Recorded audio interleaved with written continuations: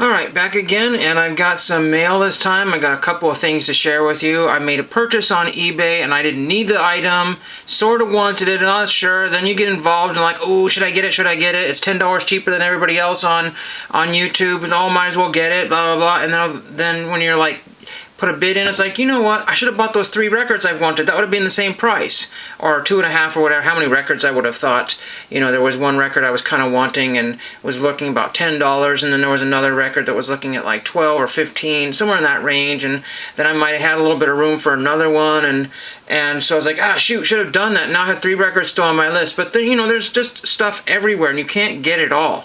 You know, that's the thing, you know, and trying to get yourself scaled back is really, really hard. You know, you watch other people's videos, whether it's a purchasing video or just a collecting video or just some other video that has some sort of background story to it. Like, oh, that's really neat. I want this, I want this, I want this. I got a spot for it over here. I can clear out these 4 things and put one thing in there, and then you get in that one item, and then you don't clear out those other 3 things. That's just what happens. But we got one request here from, I don't know exactly where, oh, Baltimore, Maryland. This should make sense here for one of the teams that this guy played on. Very, very easy to get. It's the best time to get this particular guy because he was born in 1938. So, yeah, so that would put him at like something like 85 or 86 years old. And this is none other than Ron Hansen. Unfortunately, I thought I had more cards here. I got him on a 62. And the thing about Ron Hansen is that he's probably got all kinds of like inscribed cards and numerous other, you know, interesting cards out there. So when all is said and done, you'll still be able to go to eBay and get some really nice examples of his cards. So you would still have to pay a little bit more instead of free, but anyway, very nice to get this awesome request out of the way. 2 more cards knocked off the Ron Hansen collection. I think I probably have about 6 maybe total now. Not really sure exactly, but that's about it. Oh, that's a bill. You don't need that one there. We got something from Byron, and I sent him a large care package recently because I was cleaning out and I had saved a bunch of stuff, you know. I always have stuff off the corner saved for people, and you know, and it just you know, that's just how I do it, you know. I've got a bunch of donation stuff saved off for certain different donation places here. There's probably an explanation to some of this stuff here. We'll see. And Byron is big into the celebrities here. This is some sort of postcard. I'm not really sure. This is Tallulah Bankhead. Silent screen actor, I do believe. I'm not sure. I had to go through my silent... One of these days I'll review my silent screen cards here. That's, you know, an adjacent collection there, getting the old tobacco era silent screen stars there. A lot of them, you don't know a whole lot about them. They're just stage actors or actresses, and those are always fun to get. This is a Betty Davis, I believe. And I want to say, oh, that's funny. I used to have a bunch of these, you know, with the glossy shine on it. I tried to use some of those with like kind of the fake dirty back ones. I had a bunch of those. I did not have this one. I want to say that my mom got almost all of the Betty Davis collection on DVD. I don't think it was on Blu-ray, but most of, if not all of it, or all the major ones. This one is a much newer picture here. This is, I want to say it is... Oh shoot, Natalie Wood, that is really cool. I want to say these are the ones that came out of the 60s or 70s, maybe the early 80s. Were these the Dexter Press ones? Published by Coral Lee or something like that? I don't know this one, but there's a Natalie Wood there. You may know the story about her mysterious demise there. And then I wanted to say this is Jane it is. I have a very naughty picture of Jane Mansfield. I want to say naughty, but I want to say it's Jane Mansfield, and she's with some person in a club or something like that, and they're just, you know, and other people are just kind of staring in her direction, if that makes any sense. She's just wearing something very kind of a little naughty. I just had to buy that postcard. It was funny. I want to say that somebody originally paid 50 cents for this when it was new, maybe. This is from Quantity Postcards. Sometimes I go to Dawn and I think it's called Dawn and Chris's Old Stuff. If you check out their website, they've got a lot of old vintage postcards on there. Usually between the 50 cents and the $1. Sometimes you can get quarter ones there, and sometimes they do have some movie star ones. I want to say that this may be the word like a rubber band or something dried on there. It's kind of an interesting kind of a mark right there, but still a neat looking picture there. And then this one here is This one here is a reproduction postcard of some kind. It's on a really slick, modern kind of paper like the first one here. Even glossier than this one, which is crazy. This is kind of a matte gloss, and this is a high gloss. And this is Mary, oh shoot, what is her name? Oh, Mary Peabody? No. Oh, Mary Pickford. That's who that is. I think I actually have one. Again, I need to go through and show off my movie star card collection here. I cannot get a lot of those on CMC because there are not a lot of them and they're mostly purchased out. But Black Friday, I've got my eyeball on a few of those, so that's really cool. So that's out of the way now. Last but not least here, it looks like there's a, hopefully not a smashed corner on here. These are my after-school special photographs. I paid a lot for them, but I got 50% off, so buy one, get one. So, and I got some of the ones that I really kind of wanted here. Excuse my time wasting here, but it opening up very, very quickly here. And we will get to this one here.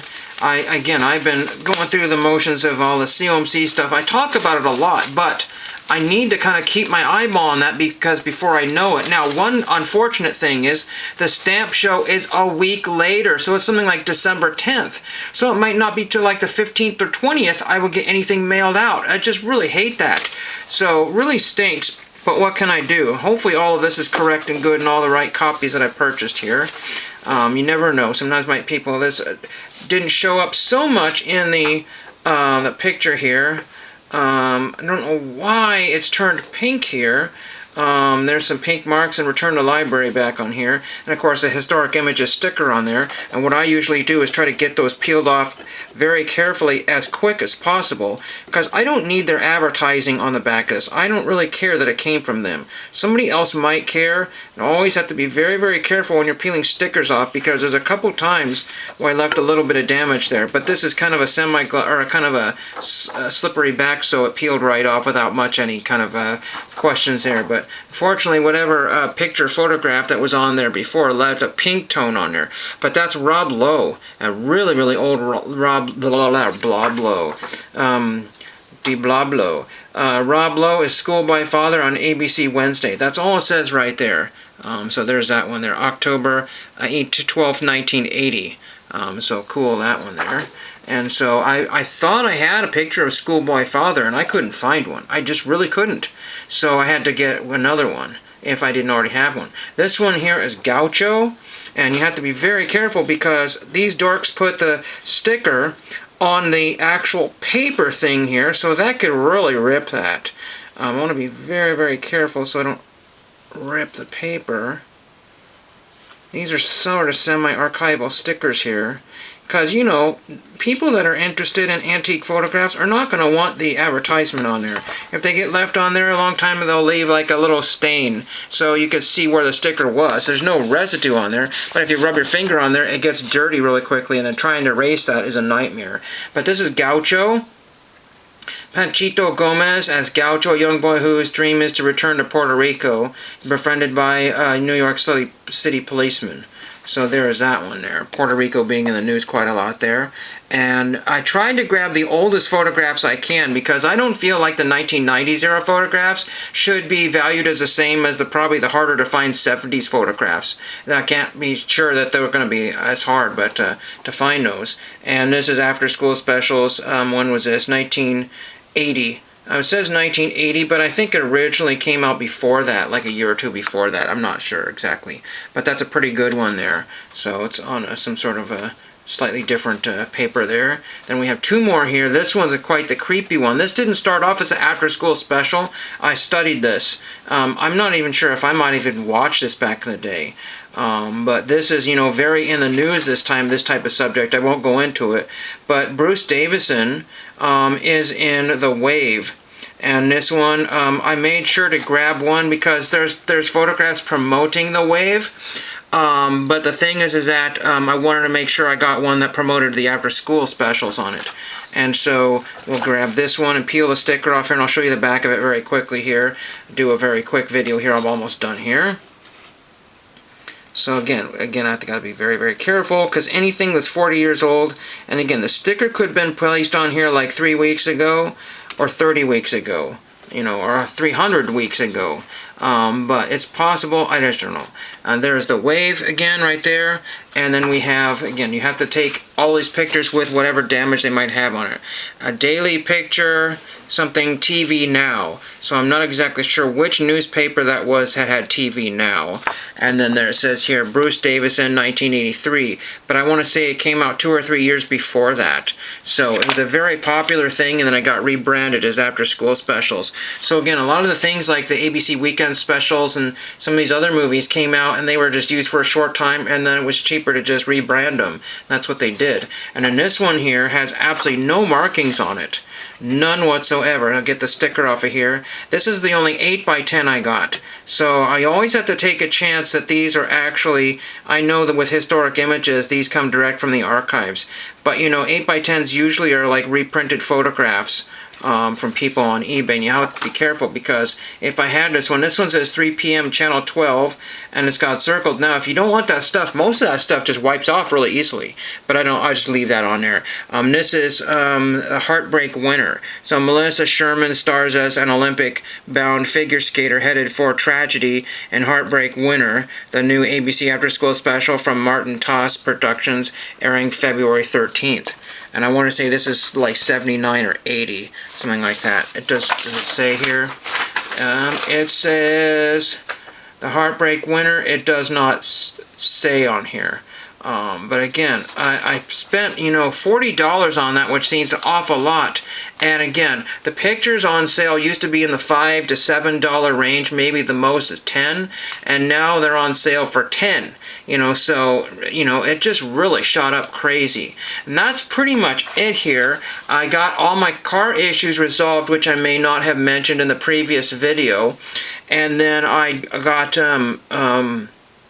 so I got that taken care of. I did not have the energy to go off to the Goodwill store yesterday, so I'll probably do that this afternoon and do my little meetup with friends and just pick up whatever. And usually it's just, I don't show a lot of that stuff. It's just mostly non-collectibles, usable things, but I'm running out of things to use, so I just have to kind of play it by ear. And one of the things I want to mention very quickly, because I watch lots of other flipping channels and Goodwill channels, and somebody told me here locally, because everybody goes to like the bins here and the Goodwill outlet, 2 other places, and there's different things. And what they do is they take these huge like kind of pallet boxes. I forget the names of them. Well, I don't really forget the name. I just it's easier to say pallet boxes. But the thing is that they're huge, and what they do with those is they save up like the Christmas and the Halloween, and they warehouse all these things now, and they ship them off to here, here, and here. And so I'm wondering if they're using this particular method and then putting different types of things in these boxes and saving them for different stores or different, internet, this and that. Again, all of the Legos are wiped out, all of them. All the action figures, the Hot Wheels, almost all of that stuff. I mean, there's some stuff that trickles through that gets missed. That Dick Tracy figurine that I found trickled through.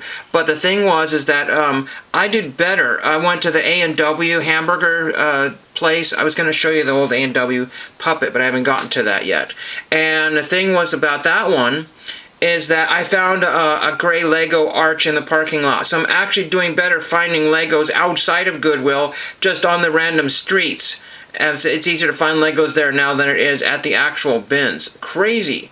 So I don't, everything has been squirreled away. Any kind of photographs, postcards, collectibles, anything that they can theoretically bundle together, that doesn't require a crazy amount of shipping, will essentially go off to whatever Goodwill place and Goodwill internet site. So the bins are only 50% full of what they used to be, and there's nothing to find. Only about 5 to 10 people in the entire store are satisfied for what they find. Other people are like, oh, I found nothing, oh, this is stinking. So that is pretty much it for the day. Thank you. Oh, and I wanted to show this too before I forget. I got some Scooby Who stickers.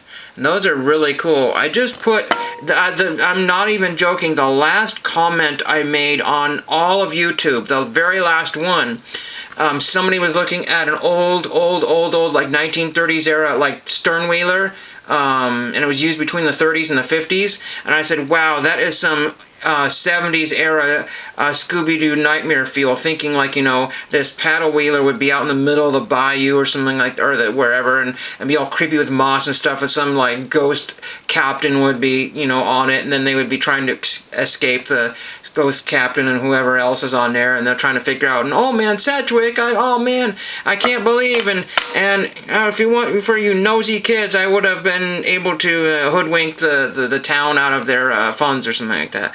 But yeah, it's got the whole gang on there: Scooby, Fred, Delma. Oh, I'm thinking of Dalmatian. Velma Dinkley. Okay, that's Fred Schneider. No, that's Fred Rogers. Fred Schneider is from B-52s. Fred Schneider. That's Fred Jones. Not Fred Jones. Sorry, Shaggy Rogers. An idiot. That's Fred. Fred Figglesworth. No, not Fred Figglehorn. Oh my gosh. That's Fred Jones. That's Shaggy Rogers. That's Velma Dinkley. And that's Daphne Doo? Scooby-Doo. Daphne somebody. I ruined it. Thank you for watching.